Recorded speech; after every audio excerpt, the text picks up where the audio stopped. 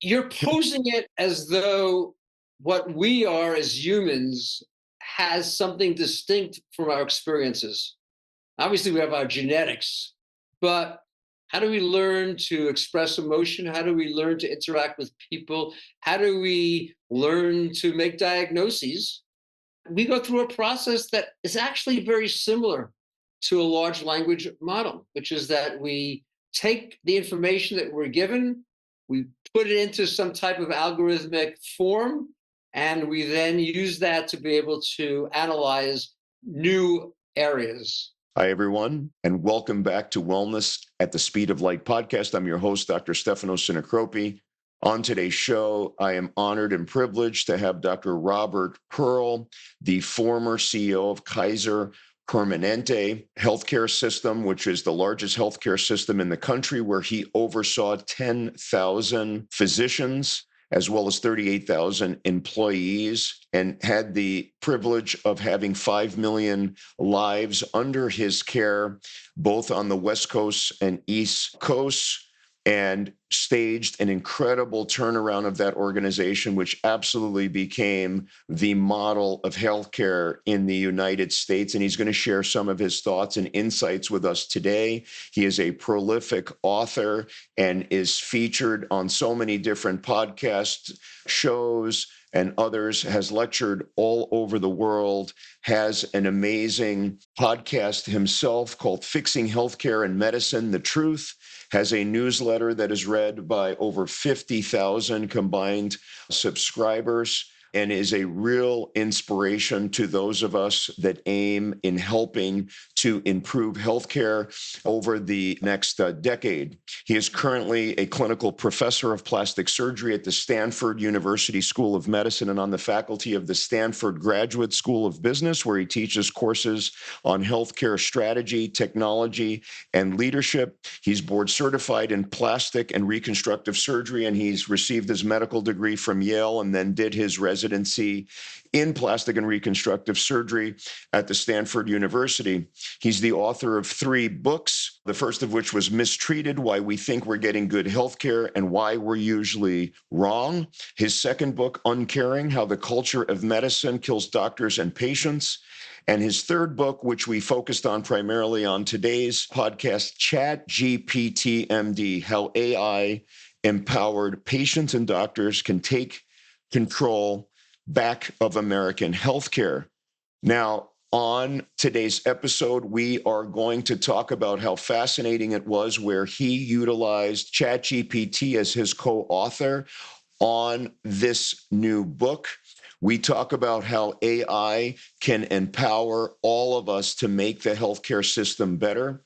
We talk about what the holes and deficits are in today's American healthcare and how revolution in technology and AI is going to make such an important difference in monitoring, diagnosis, and treatment of diseases, but also in really keeping us healthy and well, which is such a focus of this show. The episode is full of so much knowledge that he imparts to us. I'm so excited for you to get through this entire episode and learn about everything he has learned about over decades and decades of experience in being really at the center of American healthcare, seeing the holes in American healthcare and how we can try to curb our spend, which is now ballooned to $4.4 trillion, projected to get to $7.7 trillion, basically in no time here over the next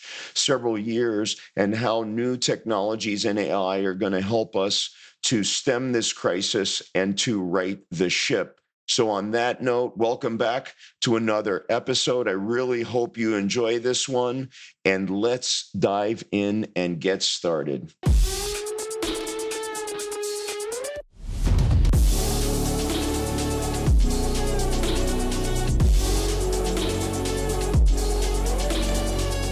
Welcome back, everybody, to another episode of Wellness at the Speed of Light podcast. We are so thrilled to have Dr. Robert Pearl today on the show. He is a plastic surgeon but that is just where it started.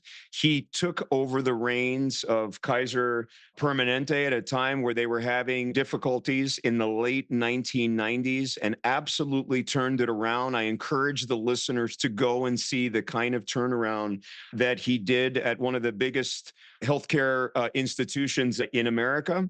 He is the author of some absolutely incredible books, which I have read all of them. And his latest book, ChatGPT MD, which we're really going to be diving into today, has reached the Amazon #1 bestseller list. And I congratulate you, Doctor, for that, as I've just this week read the entire thing. And I'm very excited to dive into everything ChatGPT MD with you today. Can you tell our viewers a little bit about how you got into medicine, or just a bit about how you got into plastic surgery and how that kind of shaped your mindset? What did you see as a practicing plastic surgeon that really got you thinking that you wanted to be on the side of helping to make healthcare better? My life, both personally and professionally, has been filled with serendipity. And that's how I got into medicine in the first place. I went to college at age 17, expected to be a university professor. In my first year, my mentor, who was a brilliant professor, became the chairman of a department at Reed College. He didn't get tenure, not because he wasn't brilliant or hadn't written all the necessary material, but his political views. And as funny as this is now, in retrospect, I decided I wanted to do something that had no politics. And I was sure as a 17-year-old that it would be healthcare. This is life and death. How could politics be shaping what we had to do? So I quickly changed and went to medical school at Yale. And actually, I came out to Stanford to become a heart surgeon. And in my rotations, because you do multiple different rotations as a resident, I rotated onto plastic surgery. And the chairman of the department took me to Mexico to do a mission trip, fix children with cleft lip and cleft palate. And I fell in love with it. I really enjoyed heart surgery, don't get me wrong, but this ability in an hour and a half to totally change someone's life, to take a child who would be teased in school and might have difficulty finding a spouse or a job, and in an hour and a half completely rechange their life. There's something just beautiful, amazing about that. So I decided to do reconstructive plastic and reconstructive surgery, focusing on cleft lip and cleft palate. But in my last year of residency, I was planning actually going to South America, where I'd done various mission trips to fix kids with cleft lip and cleft palate. But the plastic surgeon, Kaiser Permanente, died in a tragic plane crash. And they called me up and they said, Robbie, would you come over and give us a hand for a few months so we can find someone else? And I said, what can I lose? And I got there and I loved it. I just felt like I had landed in the right place. Collaboration, cooperation, focus on quality, trying to do more and more. I was always amazed that in the fee-for-service world, there was this phrase, you eat what you kill. The idea of medicine being what you eat what you kill, it just resonated against my grain.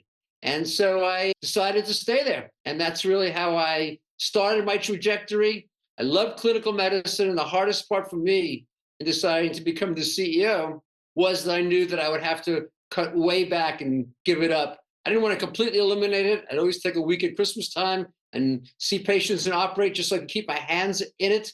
But I couldn't do it. You can't operate on Monday and then leave town on Tuesday and have a patient with a problem. That just wasn't right. So I love clinical medicine. I love being the CEO. And as you say, I love my current situation, keynoting events, teaching at Stanford Medical and Stanford Business School, the opportunity to be able to write for Forbes, and now the ability to create 3 books, which ChatGPT being the most recent.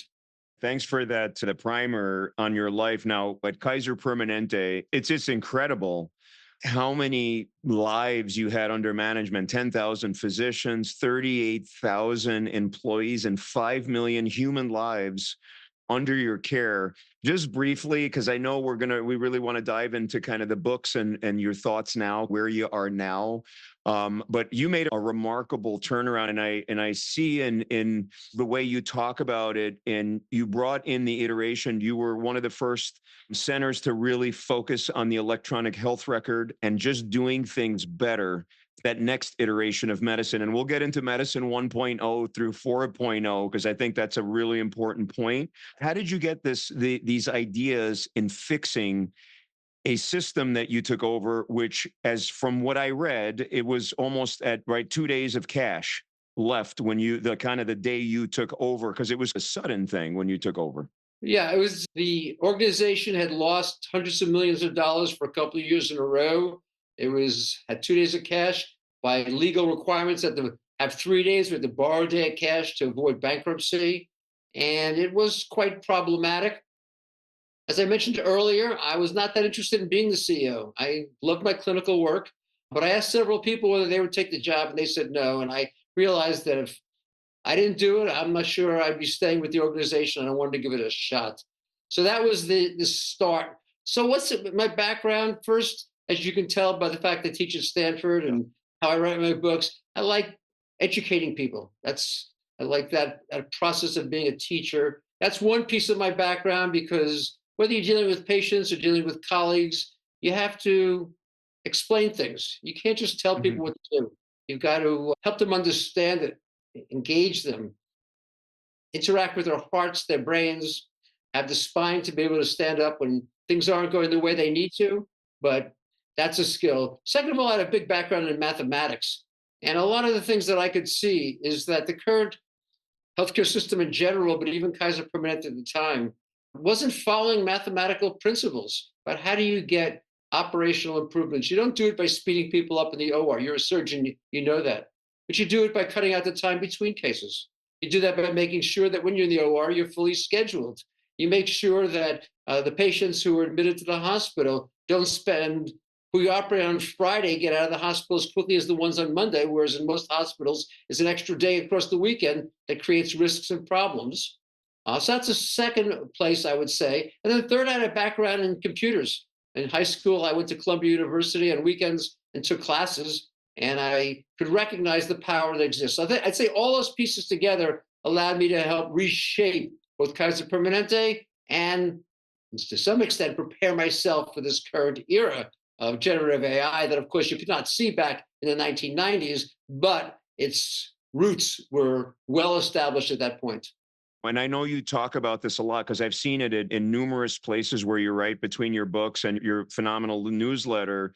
Is there is the mathematical part of it, that's the data, but you have to be able to effectively communicate and pull on the heartstrings and the minds of physicians. And I, like you, and I love reading your stuff, I'm really trying to do my little part in educating even my colleagues on the importance of prevention and wellness, even when we are super specialized surgeons, because the problem of chronic disease in our country is absolutely out of control. And I literally just wrote a post yesterday on LinkedIn about how many sick patients I saw yesterday in my clinic and how I wish I could turn back the clock 20 years and show them a movie of where they are now and whether that would spur them to make the lifestyle choices. Because sometimes when we try to teach and educate the general population, especially when our colleagues are not doing their part and also contributing to the kind of the preventative side, it's just falling on deaf ears. So I just talked about, what if we could just show them what they turn into? Would they then do something a little different with their diet, nutrition, how they sleep, their stress levels, biohacking, would seeking out preventative care and things like that? And that's really what spurred me to get into the whole wellness side of it and start this podcast and start some wellness centers and things like that. So before we get into your books, this is one of the things that really attracted me to you, is one, your ability to communicate so clearly. And I can tell you, I cannot tell you how many people I've told to read your book, Uncaring. That's the first one of your books that I read. And it so clearly communicates very important issues that people should know. But also, what really attracted me to what your message is and what you are saying is how passionate you are about flipping the pyramid upside down and focusing on health, wellness, and integrative care instead of drugs and procedural medicine, which we all get siloed into. So my question to you is, at what point in your career, was it early in your career that you already got that sense of, oh my God, we're going wrong here? Or was it after you were in practice for a long time that you started thinking, man, why is everyone getting sicker and we're spending so much money on these problems? I had the luxury and the privilege of learning from, I actually never met him because he had died by the time I joined Kaiser Permanente, but his legacy was around, Dr. Sidney Garfield. And he's the one who basically started the entire, it's now the largest prepaid value based organization in the country. And one of the phrases he liked to use is he said, we don't need a sick care system, we need a healthcare system. And within all that, the ability to keep people healthy. I'm sure we'll get to it in our conversation. But what I see with ChatGPT, generative AI, is this ability to be able to preserve people's health, to be able to manage chronic disease effectively. And we have data that came out of the Kaiser Permanente experience that if you do that, and we had to do it with the technology we had at the time, we didn't do it with generative AI, you can reduce the number of heart attacks, strokes, renal failure, distal amputation for diabetes by 30 to 40%. Now, for your listeners and viewers, just imagine what would happen to the cost of healthcare if 30 to 40% of heart attacks, strokes, cancers, kidney failure, and distal amputation didn't exist. To say nothing about what would happen to the lives of people and their health and their wellness. It's why I love the title of your show. It's wellness. It's not sick care at the speed of light. We have to do that at times. Medical emergencies happen. But how do we keep people healthy and make that a high enough priority? And as from reading my previous books, the things that I write about, they're not new. I don't claim any ability to invent them. In fact, you can go back to 1932 to the CCMC, which is the Committee for the Control of Medical Costs. And they pointed out the failures of the reimbursement system. They pointed out the problems with the fragmentation of medical care and the outdated technology. But now we have a tool, something we can actually use effectively to empower patients to be able to help them avoid chronic disease, manage chronic disease, avoid complications from it, be able to allow them to get access to expertise 24/7. We didn't have that even 3 years ago. And now we're at the dawn of a new era. I make the analogy to the iPhone. In 2007, my dad got an iPhone, and I was shocked because he's not someone, or he wasn't someone, he's now passed away, someone who was at the cutting edge of technology. And I said, Dad, what are you going to do with this phone? And he said, I'm going to lock it in my trunk. So if I have an accident in the car, I can get help.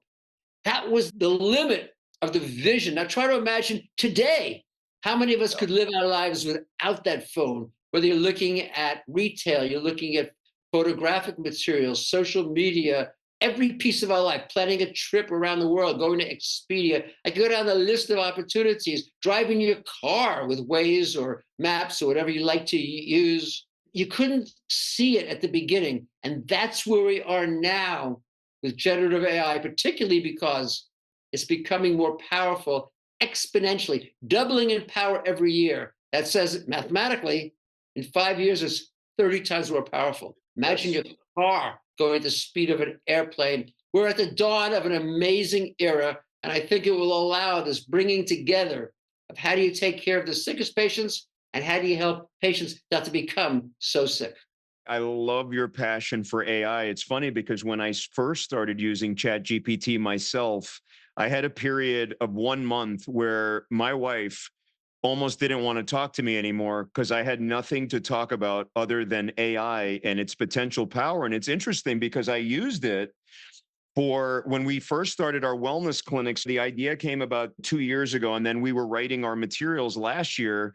And it was a little early. It was before ChatGPT 4, but I could not believe how much it assisted me in getting my thoughts together coherently because you're talking to a million brains or whatever. I'm just using a number. It's a lot. You're just talking to so many people. And it's so cool where you could just put in there, hey, how would Elon Musk build these wellness centers if Elon Musk could do it. And it just spits out this stuff. And it really is Elon Musk, the variety, or Oprah Winfrey or Obama, whoever is your choice of kind of hero that you want to look at to build these things. It's very exciting. I'm with you. I can't wait to dive into that stuff. But one of the things I want to go back to just set the tone before we get into how generative AI may make a massive difference. I agree with you 100%. I talk about this in the doctor's lounge all the time with some of my co-physicians, and some of them are really getting into AI stuff. Going back to the concept of this preventative care, I think we've really dropped the ball. We're spending so much money on drugs and procedures. And again, I want to be clear to our audience, and they hear me talk about this all the time.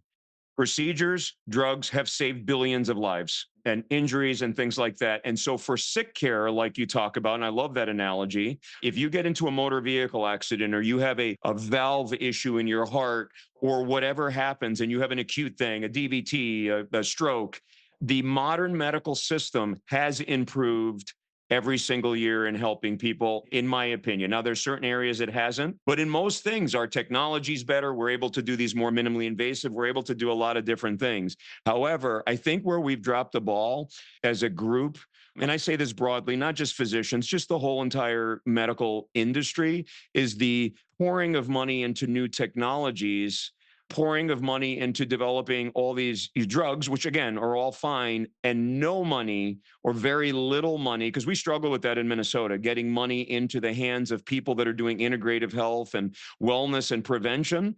And we're paying proceduralists a lot of money to do the procedures, but we're not paying people to prevent them from ever having those procedures. That comes right from you. That's a quote from one of your, I don't even remember which books. I just take notes from all your stuff.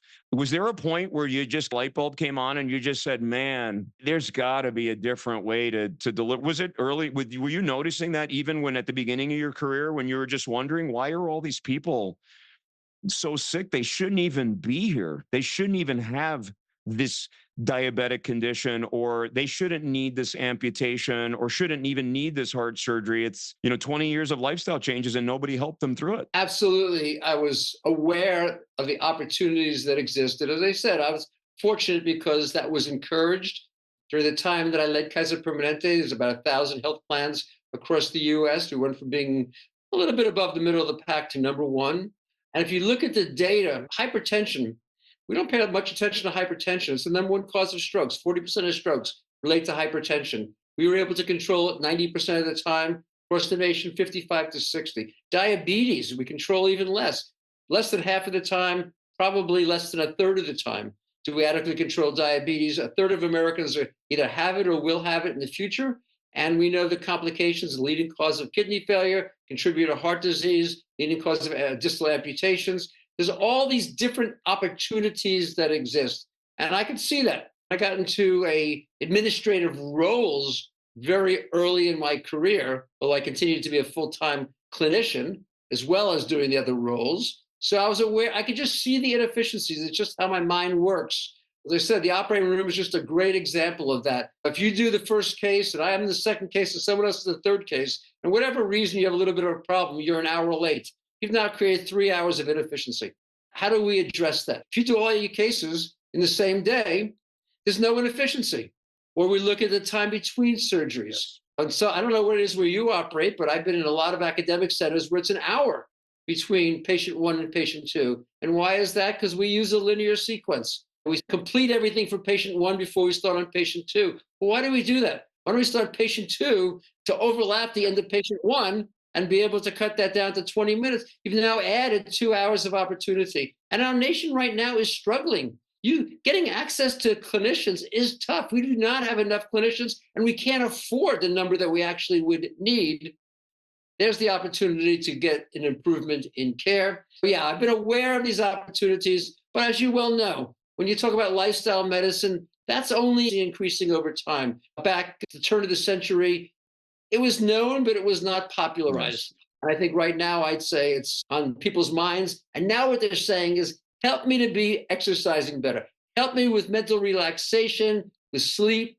And now our job is to figure out how we can use this technology to facilitate that for individuals And we know that will contribute as one of many pieces to improving their health.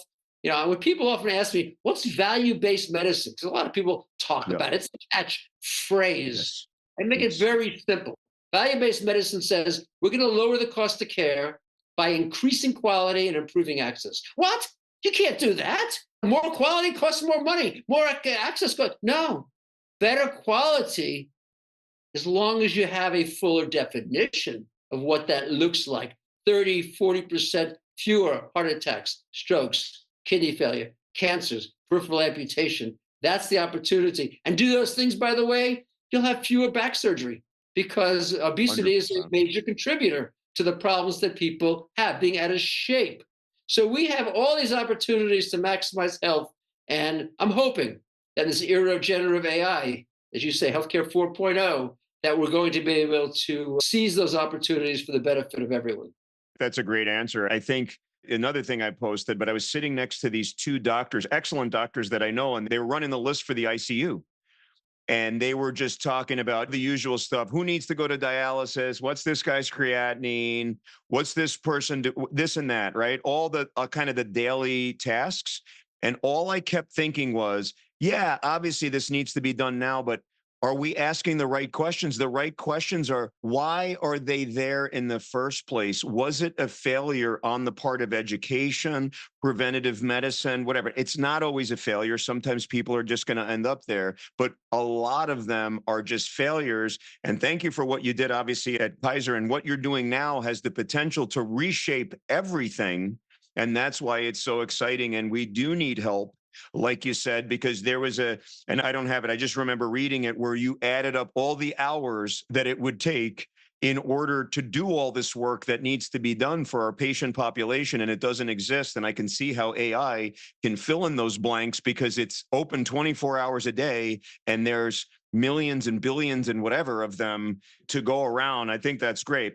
I wanted to get a little bit into your first two books, just starting with Uncaring, because that's the first one I read, just so that we can set the tone to get into ChatGPT MD. In the book Uncaring, you went through the toxic culture of medicine. Can you just tell us what you meant by that as you were writing it? Again, I love that book.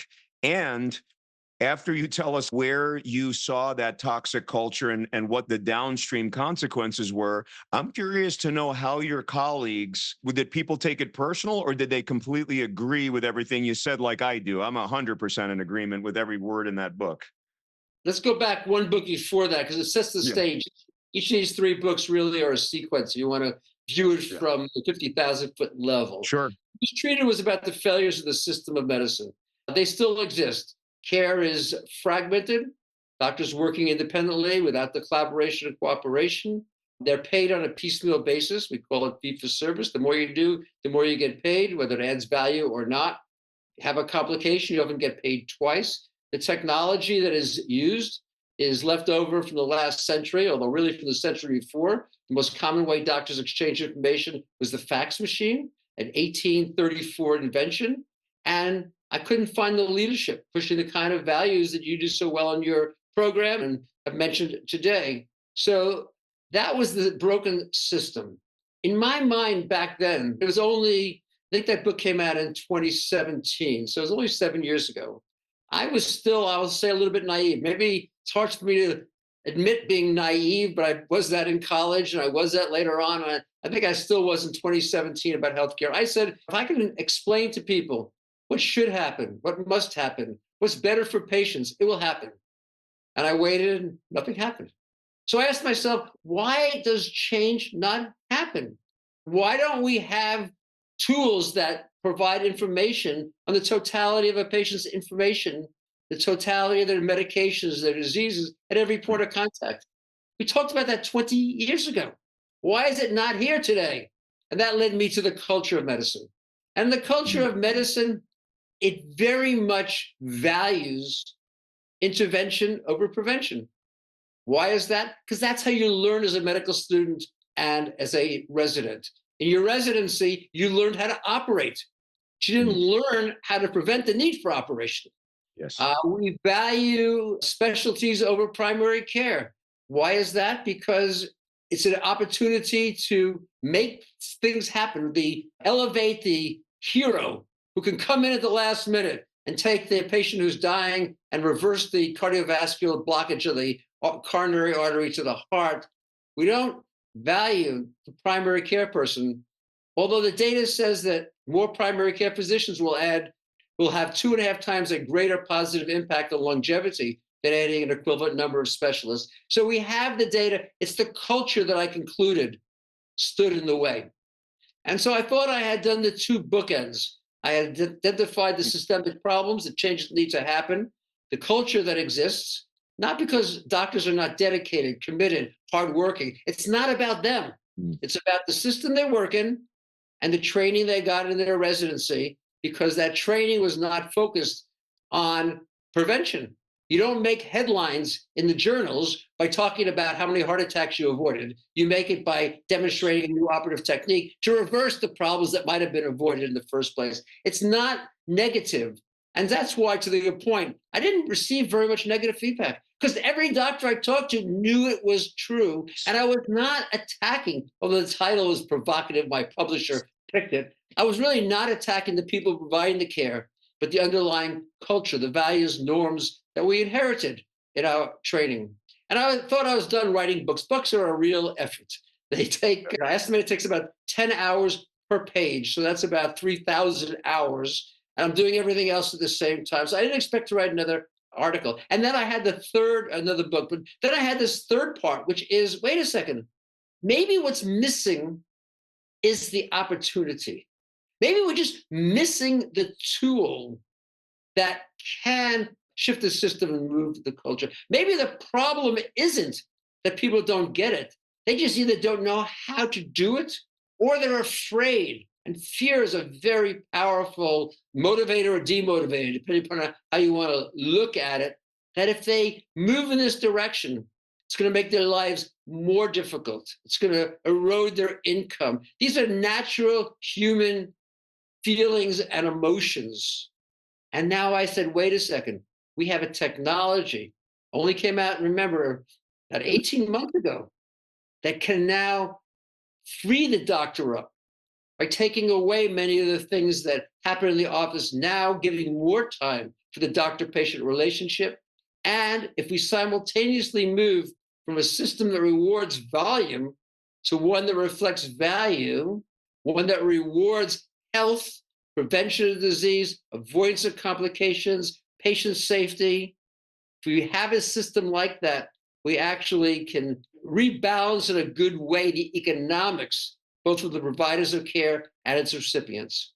I wanted to write this quote down because it summarizes everything you say. This is directly from your new book as we move in it. I'm just going to read it for our audience directly so that they understand kind of the gravity of it. And I really like this. So directly from your book, you talk about the daunting challenges that brilliant and exceptional medical professionals in the American healthcare system face. Every year, 400,000 Americans die from misdiagnosis, 250,000 die from preventable medical errors, and millions more succumb to manageable or preventable chronic diseases. Our nation's healthcare is in a state of crisis. These depressing statistics do not suggest deficits and competence or deficiencies in the commitment of the individual doctors. Rather, these failures result from doctors and patients losing control of American healthcare. Against their will and wishes, the givers and receivers of care find themselves overwhelmed by a medical system so fraught with dysfunction that it has become a Herculean task to deliver excellent, timely, and convenient care. When I read that, I outlined it like 6 ways. I had it outlined, highlighted, everything. That pretty much sums up everything that I want to say and why I've become so passionate, even as a spine surgeon, on the health and wellness side, because we need to figure out a different way. It's insane what we spend. It's insane, 17% of GDP. I know you quote that often, and kind of falsely standing still. We can talk about that later. but yet it's just a brilliant way to just talk about how grave the situation is and why it's so important for people to listen to, healthcare leaders like you. And I know you're mentioned in so many aspects as one of the top healthcare leaders in this country. I'm so excited to have you on this show. People really need to listen, though. The time for just talking, going to these meetings and just giving a little bit of lip service and saying, we need to change, we need to change. And then a decade passes and like it's the most incremental change. We need to get moving on this stuff. So let's dive into ChatGPT MD. For me, as a physician, just reading it and knowing some about AI, so interesting how you wrote the book as ChatGPT as your co-author, almost humanizing it as if it's like another entity, and the two of you together came up with these conclusions. I just want to read one quick quote before we get into that. Another quote: why ChatGPT is both an exploration of the profound changes generative AI will bring to the American healthcare and a demonstration of the contributions it will make. I think that kind of sums up a lot of it. Can you tell the audience, where did this idea come from about pretty much having a conversation with ChatGPT and kind of the two of you together writing this book? It's so interesting. Definitely. But let me add one more statistic to what you said before, if that's okay, to sort of set Absolutely. the stage for the viewers and the listeners. The federal government just released, or a few months ago, released data that said that the cost of healthcare by 2031, that's 7 years from now, will be $3 trillion more a year. I want everyone to ask themselves, can we afford that? Is that the best use of $3 trillion? What else if we spent that on education? What else if we spent that on safety? What else if we used that on prevention and treatment of chronic disease? How much more value would we get? And if nothing is done, that's what will happen. 75% increase over 7 years in the cost of medical care. It's just not possible. And that was some of the motivation for why I decided to write the book. As I say, after swearing off writing another book, I decided that I needed to write this one. But I faced a conundrum. This was the fall of 2023. I said, this technology is moving so much more rapidly that if I follow the path that I have in all my other books, working with an editor, having multiple drafts back and forth between humans, then going through what actually takes 6 to 8 months of the 2-year process, which is the typesetting and the printing and the distribution. By 2 years from now, everything I wrote will be out of date because it's doubling that fast. So I said to myself, okay, this is a time to experiment and innovate. And I will be encouraging by the end of the show listeners and viewers to innovate, to try it, see what it's like. Do not use it to replace clinicians. Use it to get information and education and expertise. So when you interact with clinicians, you can be smarter and ask better questions. That's where we need to be right now. But when it came to writing the book, it was the same issue. So here I had a problem. I wanted to warn people what was happening. I wanted to tell them what was occurring. I wanted to be different than my first two, where I did the same thing, but not much happened, and open their eyes to this generative AI technology. And I said, how can I accomplish that? And the only solution I came was to say, okay, if I can better use generative AI as a co-author, the same way you might use in your practice or a resident or a medical student to write a paper, they're not going to have the final oversight. You will have that, but they'll provide a tremendous amount of assistance. And then if I can speed up the publication process, which I did through Amazon, and thank you for pointing out it's the #1 best new book on their list, then I thought maybe I could do it all in 6 months, which is what ultimately got accomplished in doing it. The experience of writing with generative AI was interesting. I started by downloading the 1.2 million words I had already published. I then had to go back and forth, I'd say 30, 40 times for every chapter. Either I would write something or ChatGPT would write it. ChatGPT would edit what I wrote. I would edit what ChatGPT wrote.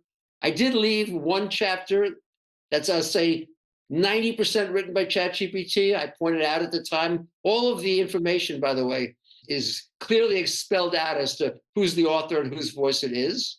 I will also say that occasionally ChatGPT made a big mistake, and it's called hallucinations. It makes things up. So there's a 30-page bibliography because every point that ChatGPT made, I made sure that I could find a reference to it, but it hallucinated an exploration of the North Pole that I can find no evidence that actually ever happened in the section on leadership. But that was the driver of it. I needed to get speed without losing quality, and I'll leave it to readers to decide whether I accomplished it. And as I say, there's 2 chapters back and forth, one written by me, one written by ChatGPT, clearly spelled out, and the readers can decide who's the better writer and how does our alliance and our collaboration lead to better results than either of us alone. I just was fascinated by it. It's just, you're like, okay, now I'm going to turn it over to ChatGPT, and then it turns it over back to you. It's just so interesting. I've never seen that before. Listen, a lot of people now are using generative AI to help them with their books, but I've never seen it published where somebody's literally talking about the conversation that they're having. Now, I have all those prompt libraries too for ChatGPT because it really is helping me like with some of my medical thoughts and ideas and some of this wellness stuff. But I've never seen it in a book like yours. I thought it was the most interesting thing. Now I'm going to ask you a question. This is off topic. I'm fascinated with AI. I love what you said before about how quickly it's expanding. And I listened to this one podcast. It was so interesting. And he said the reason why not data science, but AI scientists, all these different people that are involved in AI, some of the concern is it is moving so rapidly. And what he did to scare the audience when he did the talk is he showed this exponential curve. And he said, yeah, with exponential technology, you see these exponential curves. So this is not going to scare you. What's going to scare you? That curve is the logarithmic curve. It's like a log of a log. That's how fast it. Normally you see an exponential curve, you do a logarithmic scale, and it's a straight line. It's absolutely exponential on the logarithmic scale, which is scary for some people. So AI is getting smarter and smarter, and it's about to be obviously as smart as humans. And then whether we reach AGI and all that stuff, I've been reading these books for a long time. I don't want to get into all the ethical considerations on where AI is going and whether the human species is going to exist in 50 years. People can do their own research on that. My question is, when I type something in and I ask questions, I said, hey, this and that, who am I talking to when I'm talking to the AI? Is it to the point where there's actually a spark of something in there? What are your thoughts on it? Do you think it's just a large language model, or do you think there's something else going on? You're posing it as though what we are as humans has something distinct from our experiences. Obviously, we have our genetics, but how do we learn to express emotion? How do we learn to interact with people? How do we learn to make diagnoses? We go through a process that is actually very similar to a large language model, which is that we take the information that we're given, we put it into some type of algorithmic form, and we then use that to be able to analyze new areas. I obviously know there's not biology sitting inside the application, but I think we underestimate. We think of it as just a machine, and we think of humans as being completely distinct. And I think the line between the two is less than. I can't be more specific about it because I don't want to either anthropomorphize the machines or undermine people. But how we respond reflects what our parents taught us, reflects the experiences we have in life. And that is how the technology works. It's basically taken and scraped everything on the internet, all books that have been written. In medicine, it has all the books that we studied. It has the algorithms. How different is your thinking in medicine from what you learned in those books and the journals? And if a technology can immediately pull information from every book and every journal, why would we think it wouldn't do a pretty good job that matches our own? If not, doctors wouldn't be 10 years of training. It would just be human intuition. Sometimes human intuition adds a piece, and it certainly does around communication. But from a purely intellectual standpoint, I think there's a lot more similarity between generative AI and human thinking. But I want to be clear again for listeners and viewers. I make a big distinction in ChatGPT MD about the different kinds of AI. We have to stop talking about AI as though it's all the same.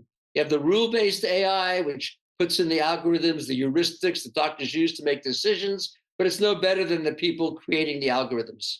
Then you have the narrow AI, the 10,000 mammograms, 5,000 of which show cancer, 5,000 of which are either normal or benign disease. And then it finds literally 50, 60, or 70 different ways that the two data sets differ and creates rules to be able to make the diagnosis of cancer. That's very different than how our human brains work, because we can't comprehend databases that large. So we have to rely on a much simpler form called heuristics. And it's why that AI form with very narrow applications can do better. But generative AI comes a lot of similarity to humans. You talk about artificial general intelligence, AGI, that's always been the destination sitting in place. It does a lot of thinking.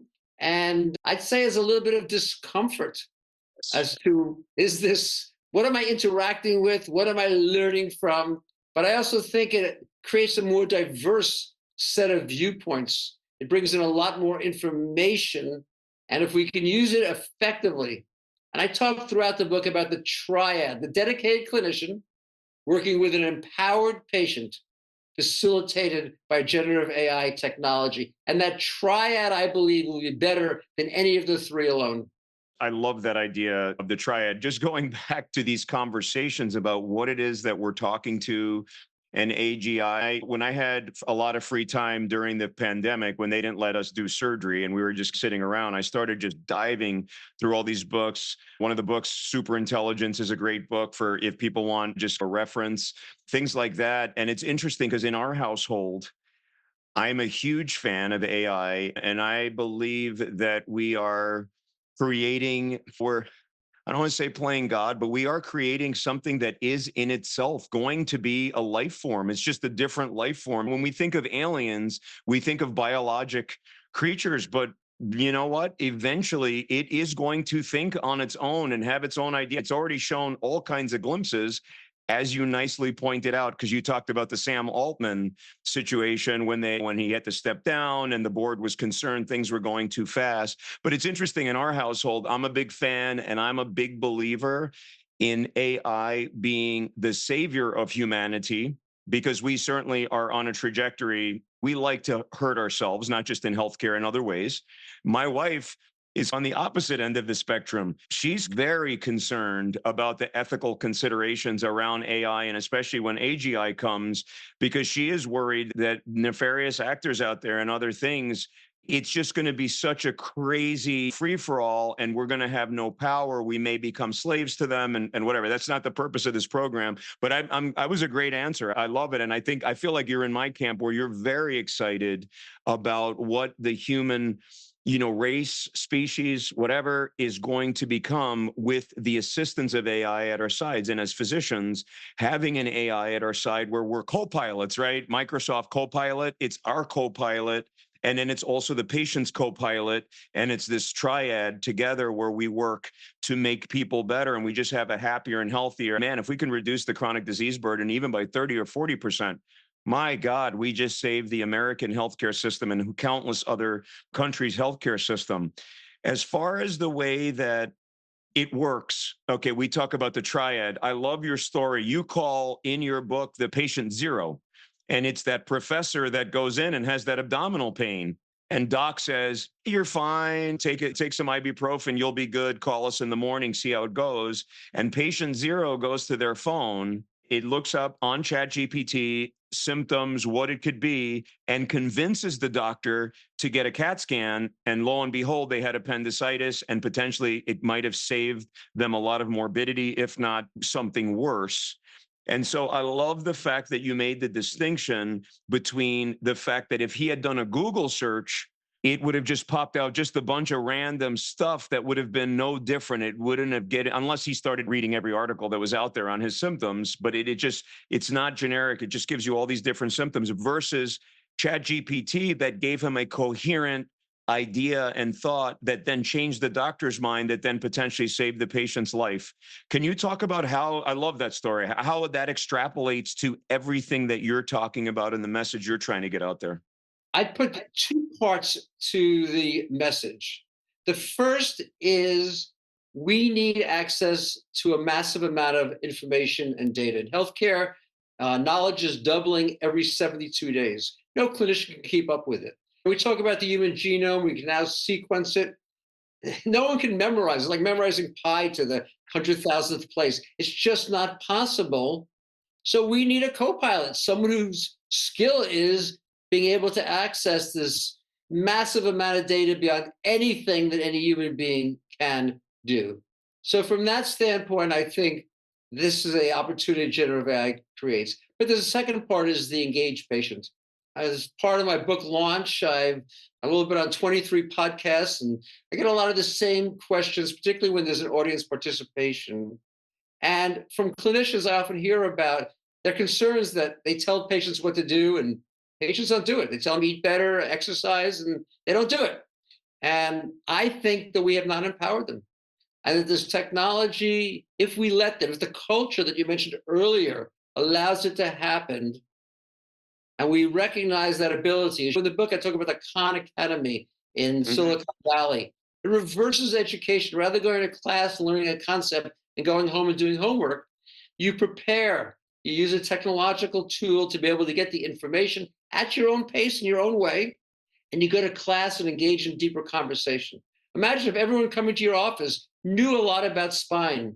Some of the things where physical therapy is better than an operative procedure, knew some of the circumstances in which a simpler operation versus a fusion operation works better. How much more sophisticated a conversation could you have if they understood the importance of actually getting into shape before they had the procedure, rather than having the procedure and having to get into shape? They understood the opportunities if they had better cardiovascular strength and they let lower risk. These are opportunities that we can never get into in our office today. First, because there's no time, and second, because the gap in education is so great. It's why I see this combination. Technology is about not just knowledge, but expertise. And we have feared that. Why have you feared that? And you mentioned it a couple of minutes ago. Google. Patients go to Google, they find a range of ideas, much of which is misinformation. They print out 100 pages of paper, and they come to your office, and you're overwhelmed. You can't read 100 pages of paper. ChatGPT is different. One of the first podcasts I did was with a woman host, and at the end of the interview, we were sitting there just talking, and she said, "Dr. Pearl, you're a skier and you're a doctor. Let me ask you, 2 months ago, my husband had a pretty good fall skiing. His arm was extended over his head. He slid down a couple 100 feet. And ever since then, his shoulder is just really hurting him and he can't lift it well. I don't know what to tell him." And I said, "I'm pretty sure I know the diagnosis, but why don't you take all of his symptoms, everything you can think of, put it in the ChatGPT and find out what it said." And it made the right diagnosis, it recommended the right treatment, the MRI study that needed to happen, and it cautioned that he needed surgery most likely, depending upon what the MRI showed, for the torn rotator cuff, which is clearly what was going on. And the orthopedic surgeon that he saw to do the procedure said, "It's really good you did what you did, because a few months from now, I might have had more difficulty reattaching the muscle that got displaced off of the bone." That is what expertise is about. You don't get the expertise clicking on a link. You get information, you get knowledge. Expertise is what generative AI does. People who like to use it, they can paint like Rembrandt, even though they've never had an art class. They can program a computer, even though they've never done an IT class. They can write a song like Drake in The Weeknd, even though they've never played an instrument. And this ability to be able to get information.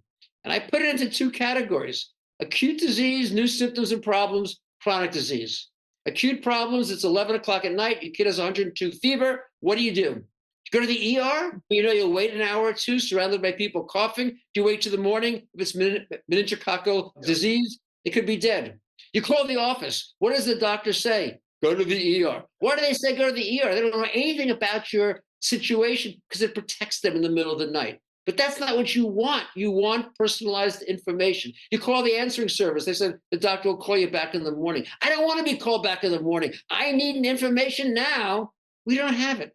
And so I'd say to the listeners and viewers, think about all the gaps that exist and the way this technology can fill in those gaps. And for chronic disease, as you well know, we have wearable devices that can measure just about everything: blood pressure, pulse, blood oxygen, blood glucose. And how are they used? Almost not at all. And why is that? Because no one can use that data. The patient can't use the data because they're not quite sure. I had one high blood pressure reading and two low ones. What does it all mean?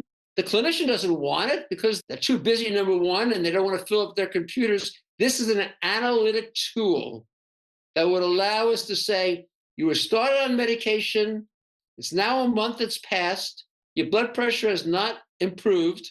We should change the medication. What happens in American medicine today? We wait 3 or 4 months for the next. That is we have episodic care to a continuous problem. So those are all the opportunities, or some of the opportunities. There's another one, which is the hospital at home we can talk about, which is the 30% of people who are in inpatient facilities at risk for delirium, not sleeping, not eating well, not recovering the way they should. Be a lot better for them quality-wise to be surrounded by loved ones, but we can't do that unless we can monitor them. ChatGPT can do that and connect to a telemedicine center with doctors and nurses for the occasional patient who has a problem identified by the generative AI technology. Yeah, I think that's great. You gave so many examples here, but you give so many examples in the book of where the continuous monitoring can help. I know myself as a spine surgeon, you bring up kind of the home hospital situation. I tell my patients we want to get them out of the hospital ASAP because nothing good happens with them laying in the hospital setting. And if they can be home with their loved ones and they have the continuous monitoring, you're absolutely right. And we have such a shortage. I don't know how it is in California, but I can tell you here, it's been quite difficult sometimes to get patients the home health care that they need from a physical body to watch over them and help them out and deal with their medications, make sure they don't forget things. So having kind of that automated co-pilot that can help them, obviously it's not going to help them with the physical stuff until Elon Musk's robots go live. But before that, at least for all the other management, monitoring all of their symptoms, looking at their heart tracing, was whatever we're monitoring, their oxygen levels, just so that we know immediately somebody's notified, this patient's at risk. It would be so valuable for us as spine surgeons, I just talk for myself, or as my colleagues, neurosurgeons, for stuff to get people out because, and I'm going to ask you about this before I go on to the last topic I want to ask you about, which is Dr. Burnout and how this is going to help us guys and gals, is that how much we can prevent people from just collapsing. Now, you did, before even ChatGPT, one of the things you did over at Kaiser Permanente is you did that study where if you just monitored certain parameters, you prevented people from ever getting into the ICU. And you did that before generative AI, and you showed a dramatic reduction in mortality. Even I like the fact that you talk about even the people that got out of the ICU, they didn't do as well. We know that, right? We know that from COVID. Once you went to the ICU, your prognosis, no good. Right? Even if you're one of those lucky people to get out of there. So can you explain to the listeners how much more of a difference it may just make on, for example, the medical and surgical wards, not having people kicked over to the ICU or even being able to get home and not being able to get kicked back to the hospital? I think the potential for that it's almost limitless. It's a game changer. This is trillions in savings potentially. We were observing the fact that most patients who don't seem to be super sick or seem to be recovering well from a previous, I'll say, more intense clinical state, most of them continue to get better and go home. But sometimes they have a deterioration, a major deterioration that requires admission to the ICU. And we started by asking ourselves, can we predict this? What about if we look at all the data? Now, this was done quite a number of years ago, and it was done without having the sophisticated generative AI tools of today. So it was pretty labor intensive. You could say we followed a rule-based AI. We gave it the parameters that we thought was significant, which is the minor changes this particular patient has a bit more bleeding after surgery, or maybe the blood oxygen is a bit lower than we would predict, or the blood pressure is a bit higher or lower, or all these parameters, they're not bad enough to bring the attention of the attending physician or the nurse. But could we find them? And lo and behold, we were able to. We were able to predict which patients were likely to decline. Now, it wasn't 100% accurate, but if we could find three people to give a bit more attention to and solve the one who would actually deteriorate, that would, as you said, would be a tremendous advance. And that's what we found. We were able to identify, I'd say, over half, about 60% of people, and prevent that from happening. So that solves anyone who would die immediately. It solves the ones who go to the ICU and die. And then, as you said, what we found is that this deterioration alone, even though it's reversed, leaves lingering problems, a little bit like COVID and long COVID. You can suffer weeks and months. And so 30 days later, far more people had died who left the ICU to go home compared to those who never had to go there. So that was a great eye-opening experience about what, I'll say, data analytics can provide. And for generative AI, it's not particularly hard. And I want to point out, as I said, I started the book in September, and it was a lot more work than it would be today because two releases have happened. And I keep talking about ChatGPT and OpenAI. It's just as true about Gemini, that's made by Google, and Claude, made by Anthropic. These are opportunities to be able to use this technology. One is what's called plugins. A plugin, I like the visual of that. You don't actually plug it in, it's actually Bluetooth driven, but you're able to connect a huge amount of information into your own generative AI tool. And that's what's unique about generative AI. It's about you. It's about precision medicine. It's all of your medical information. It's all of your human genomics. And the writing of the book, I had to put things in 25,000 words at a time from my previous publications. It would have allowed me to put in the 1.2 million that ultimately I was able to include in the process of writing the book. So that opportunity, and plugins, by the way, is not just for the patient plug in. We could plug in the electronic health record and address the problem of interoperability. We could plug in the recommendations of your clinician. So we could plug into, if you did spine surgery on me, what do you want me to be doing? You could plug in my exercise program. You could plug in something about my nutrition. You could plug in the warnings about when you'd be concerned. And obviously in primary care, as you said earlier, it would take 27 hours a day for the clinician to do this. And then it's been followed up more recently, although it's not currently available, with expanded memory. That means you don't have to do it every time, you can do it once. And for the clinician like yourself, if you have a standard approach to postoperative care, you could build that into the tool, plug it into people's generative AI systems. What do you do now? I'm going to guess you give a 5-page handout. And probably no one actually reads it. Fewer people can understand it. And even fewer than that can actually follow it. So this would be a tremendous advance. So you as the surgeon would get the best outcomes because you have the highest confidence your patients were doing exactly what you believed and knew to be the optimal path towards healing.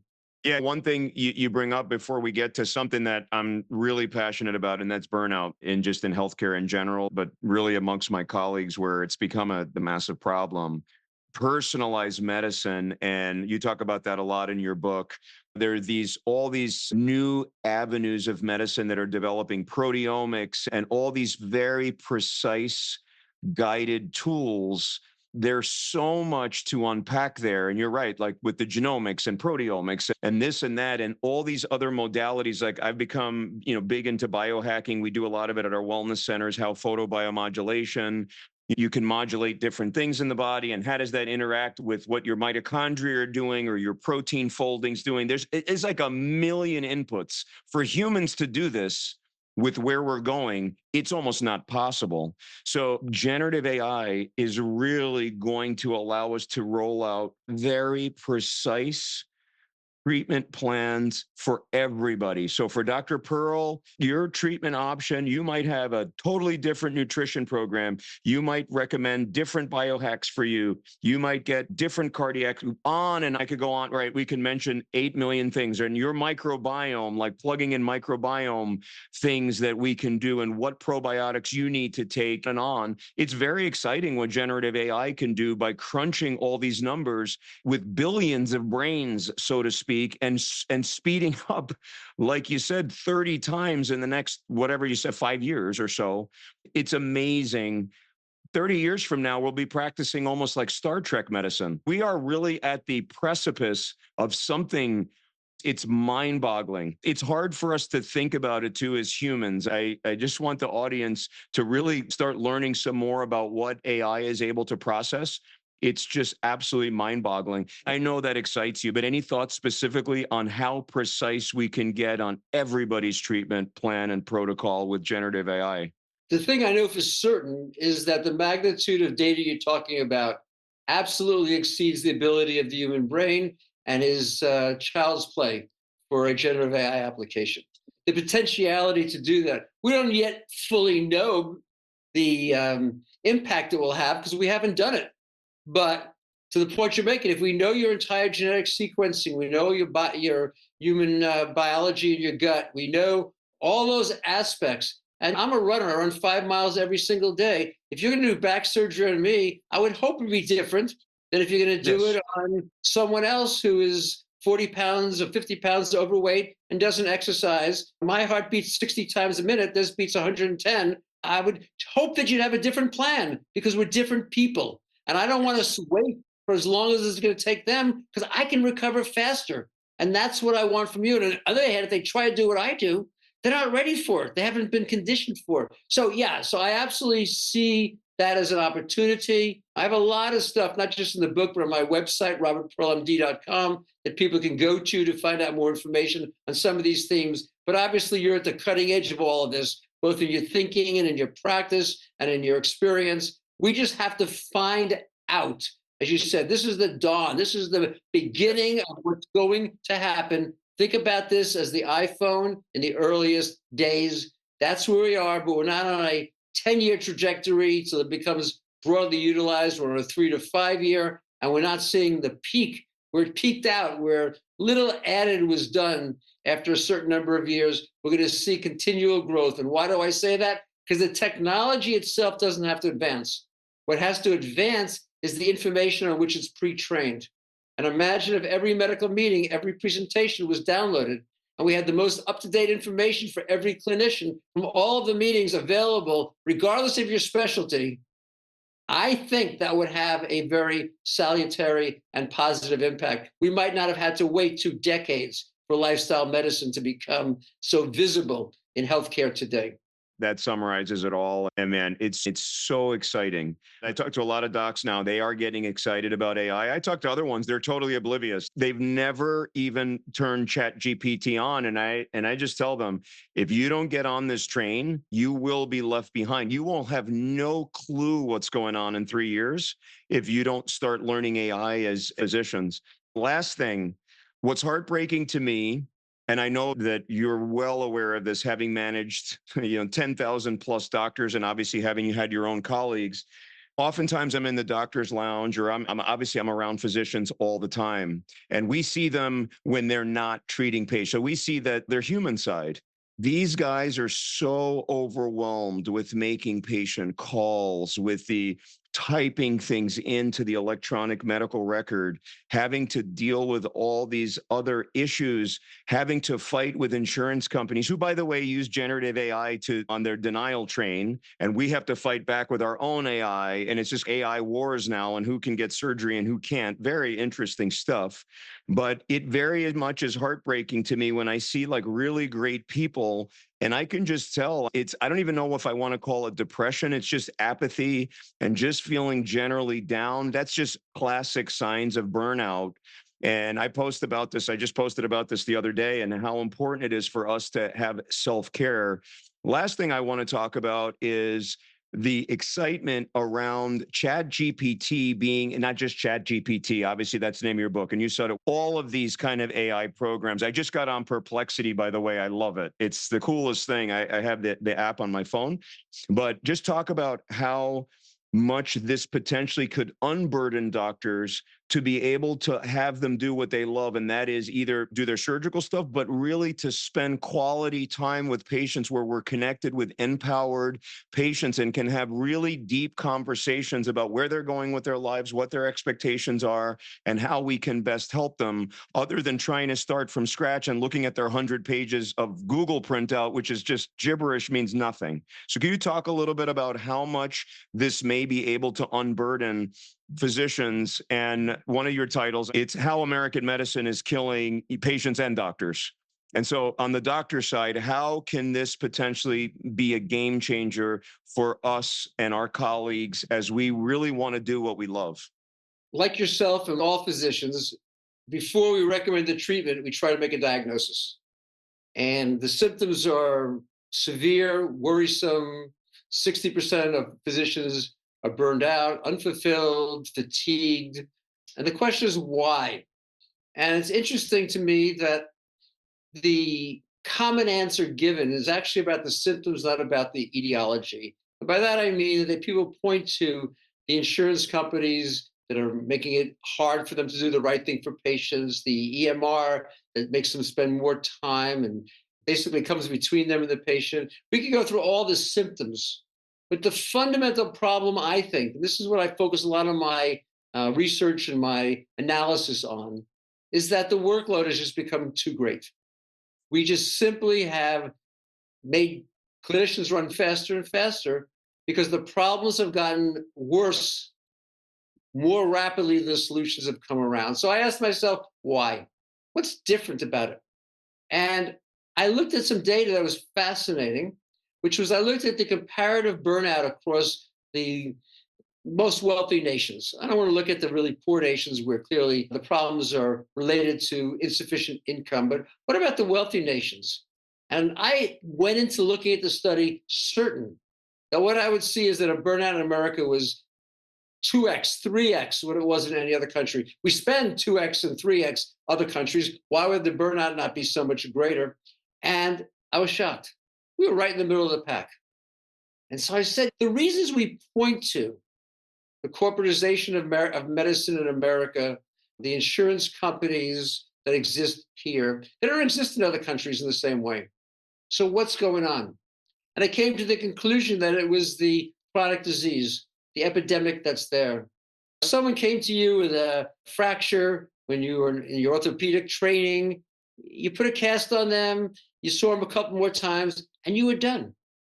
If they now come with a chronic disease, you've got to see them 3 to 4 times a year for the rest of their life. Think about that. You've gone from 2 weeks of care or 2 months of care to 20 years of 30 years of 40 years of care. How many more visits do you have to do per patient? And if you don't do those visits well in primary care, how many people then go on to develop all these other complications that they otherwise might not have? And now you're in the specialist care. Wherever you look, the demand is just too great. But it doesn't stop there. The second place is if you're an insurer, you have to get someone to buy your coverage. That's usually a business, could be the government. In doing so, if costs are going up at an ever exponential rate, you have trouble because you can't get someone to buy your product if they can't afford it.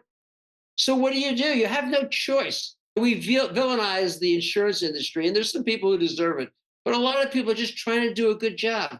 And so the only choice they have is to limit your utilization or lower the cost per case or do both. And now as a clinician, what are you going to do? You got to respond by doing more and more, whether it's because of the demand on your time or it's the fact that's how you generate your income. And so we're in this vicious cycle where things get worse. The thing we should be doing is not thinking about insurance authorization and thinking about the other, but how do we keep people healthy? We've discussed this whole time. How do we avoid these problems? Because if we can do that, what we can give clinicians back is what they require, which is time.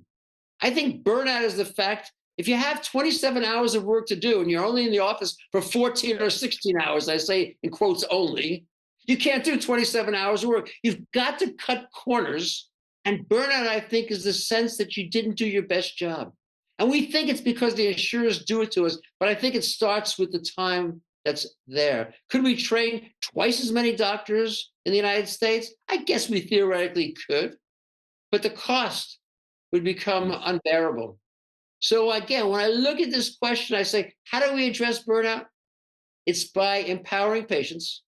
And I'll say taking 20 or 30% of what doctors do in the office, 20 to 30% of the patients that they see every day in the office, and finding an alternative, better solution, a high quality one, not cutting back and cutting corners, but finding a better way that happens today. And I think if we could reduce the workload by 20%, change nothing else, just reduce it by 20%, we would see burnout plummet. And we would see this battle, this incessant battle going on every day between the providers of care and the payers of care ending, because we would now have rebalanced the scale. And as I said earlier, if we don't do something and intervene, it's only going to get worse because this problems are growing. Diabetes is growing, obesity is increasing, hypertension is getting worse, diet is deteriorating, sleep is non-existent. Mental health has certainly risen as a crisis, particularly during COVID. We can spend an entire show on that. And to be just very blunt with listeners and viewers, I just don't see another alternative. I don't see a way of moving faster and faster without eroding the care and harming clinicians. And so that's my conclusion, but I'll add a piece on top of it. If we don't lead the way, someone else will. And they will not be as concerned either about the patient or the provider of care.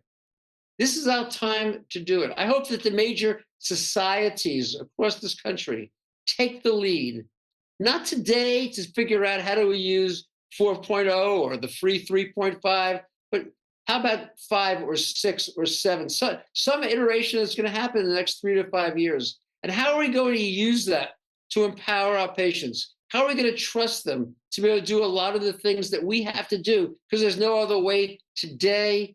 How do we figure out how to maximize their health? Why should every doctor figure out the problems? Why should every clinician have to come up with the workflow? Why don't we do it together for the benefit of all? And in the end, I believe that we can make American medicine once again the best in the world. Wow, that was absolutely incredible. I tell you, you're a true inspiration to those of us that are trying to make those changes and get on the bandwagon to change American medicine. And I agree with you completely. This system is certainly fractured. It's hard to see a way out because we've talked about so many ways out and it's not working.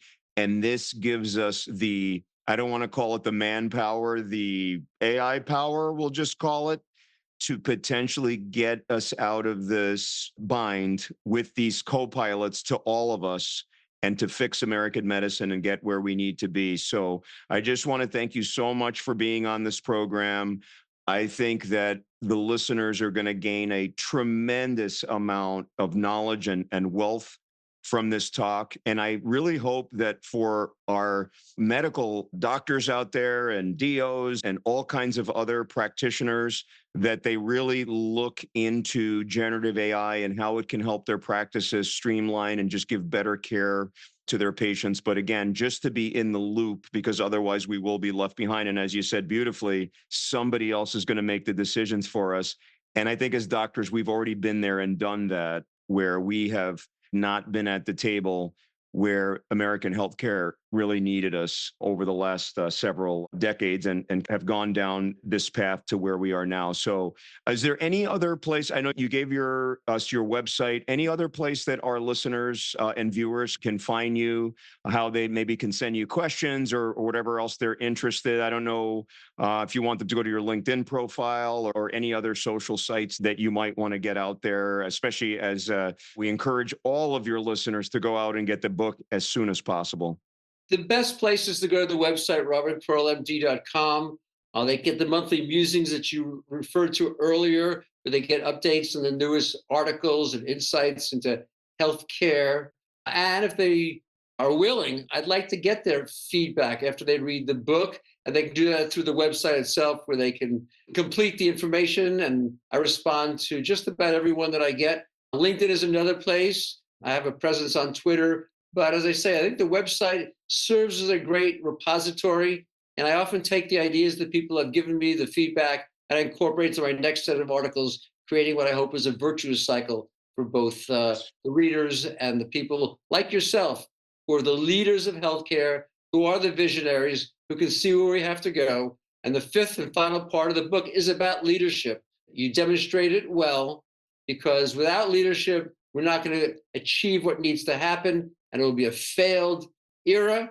With great leadership, we'll have dedicated clinicians willing to empower patients using generative AI to improve health and prevent disease. Thank you so much. On that note, I want to thank all our viewers and listeners for joining us for another episode with Dr. Robert Pearl on wellness at the speed of light. And please leave your comments when you watch this. Please go to Dr. Pearl's website, leave the comments on not only his new book, ChatGPT MD, but his two previous amazing books. And on that note, we will see you next time on Wellness at the Speed of Light.